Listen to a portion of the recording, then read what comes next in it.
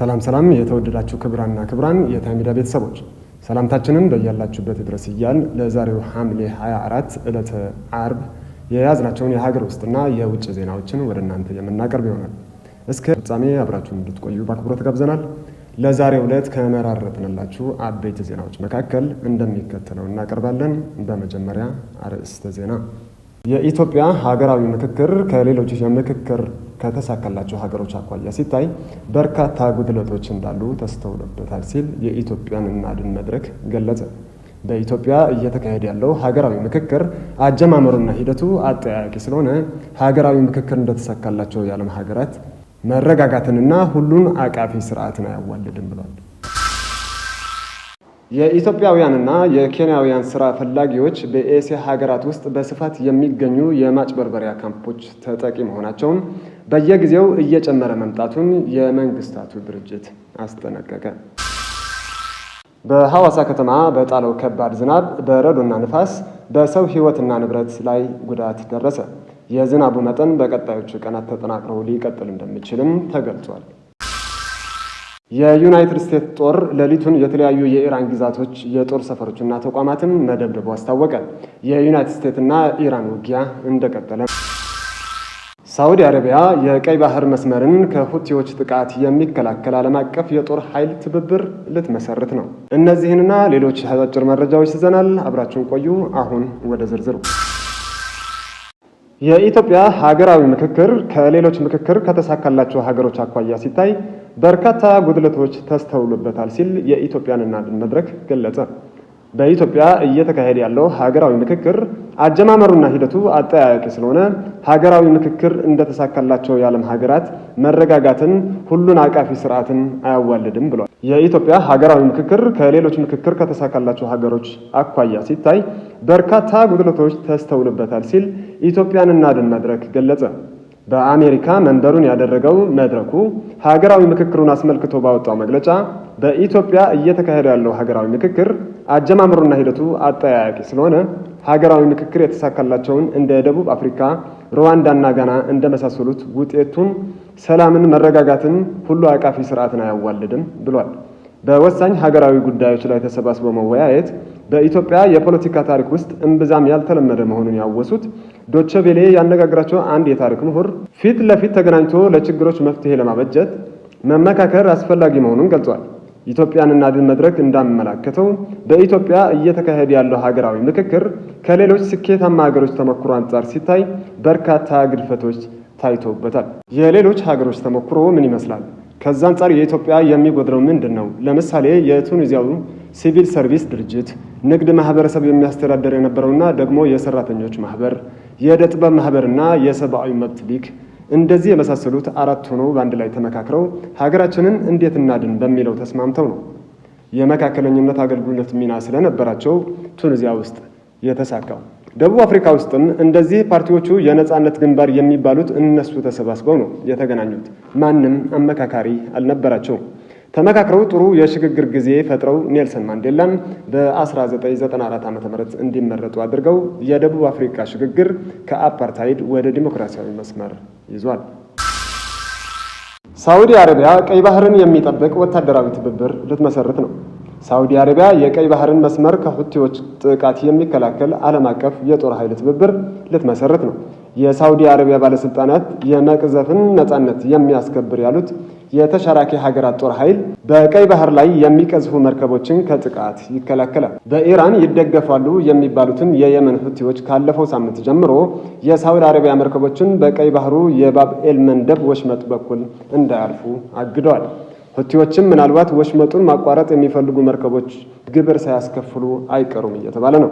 ሳዑዲ አረቢያ አሁን የምታስተባብረው ዓለም አቀፍ የባህር ኃይል ሁቲዎችን እርምጃ የሚያመክን ነው ተብሏል።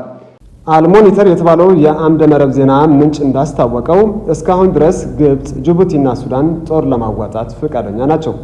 ፓኪስታን፣ ቱርክ፣ ጀርመን፣ ፈረንሳይና ጣሊያ ጨምሮ የተለያዩ የአውሮፓ ሀገራት ትብብሩን ይቀየጣሉ ተብሎ ይጠበቃል።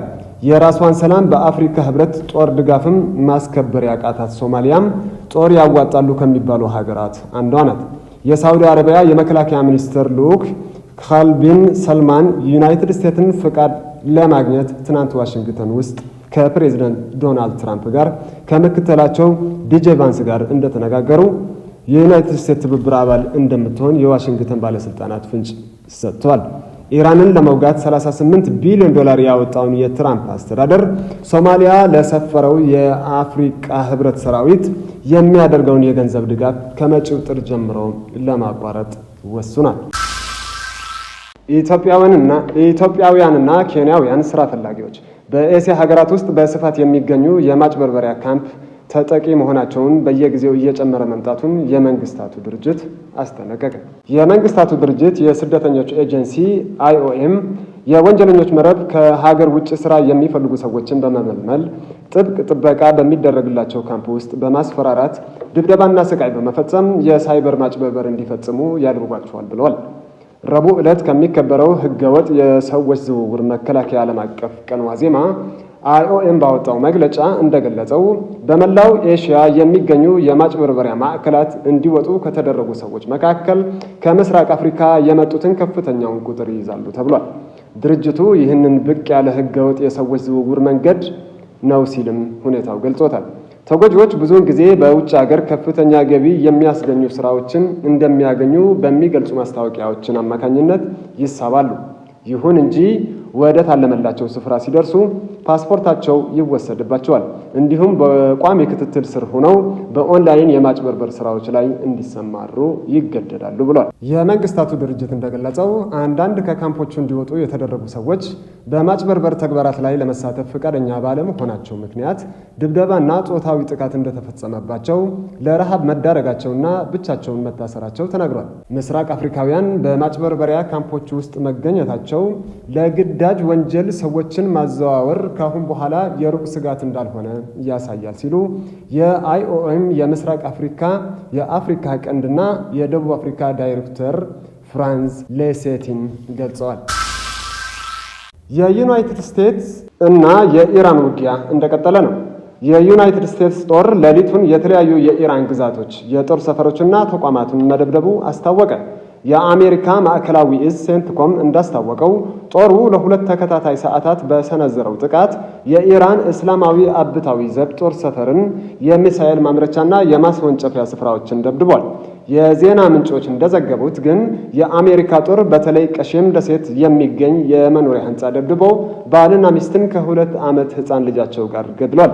የኢራን ባለስልጣናት በበኩላቸው የአሜሪካ ጦር ዛንጅን ግዛት በከፈተው ጥቃት 3 የእስላማዊ አብዮታዊ ዘቦች ባልደረቦችን ገድሏል። የዩናይትድ ስቴትስ ጦር ከሁለት አካባቢዎች በተጨማሪ ኪሽ ደሴትን፣ ቡሸር እና የኢራን የነዳጅ ማዕከልን የምትባለው የኩዝስታን ግዛት ደብድቧል። ኢራን ኩዌት ላይ በከፈተችው አጸፋ ቢያንስ 1 ሰው ገላለች። የኢራን ጦር ዛሬ ሲነጋጋ በርካታ ሚሳኤሎችን ወደ ዮርዳኖስ ማስወንጨፉን የዮርዳኖስ ባለስልጣናት አስታውቋል። የተወነጨፉት ሚሳኤሎችን ያደረሱት ጥቃት ስለመኖሩና አለመኖሩ ግን የአማን ባለስልጣናት ያሉት ነገር የለም። በሐዋሳ ከተማ በጣለው ከባድ ዝናብ፣ በረዶና ንፋስ በሰው ሕይወትና ንብረት ላይ ጉዳት ደረሰ። የዝናቡ መጠን በቀጣዮቹ ቀናት ተጠናክሮ ሊቀጥል እንደሚችል ተገለጸ። በሐዋሳ ከተማ በጣለው ከባድ ዝናብ፣ በረዶና ኃይለኛ ንፋስ በአንዳንድ አካባቢዎች ዛፎችንና የኤሌክትሪክ ምሰሶዎችን በመጣሉ በሰው ሕይወትና ንብረት ላይ ጉዳት ማስከተሉን እንዲሁም በመሰረተ ልማት ላይ በደረሰው ውድመት ምክንያት በአንዳንድ የከተማዋ ክፍሎች የመብራት አገልግሎት መቋረጡን የከተማዋ ኮሚኒኬሽን አስታውቋል።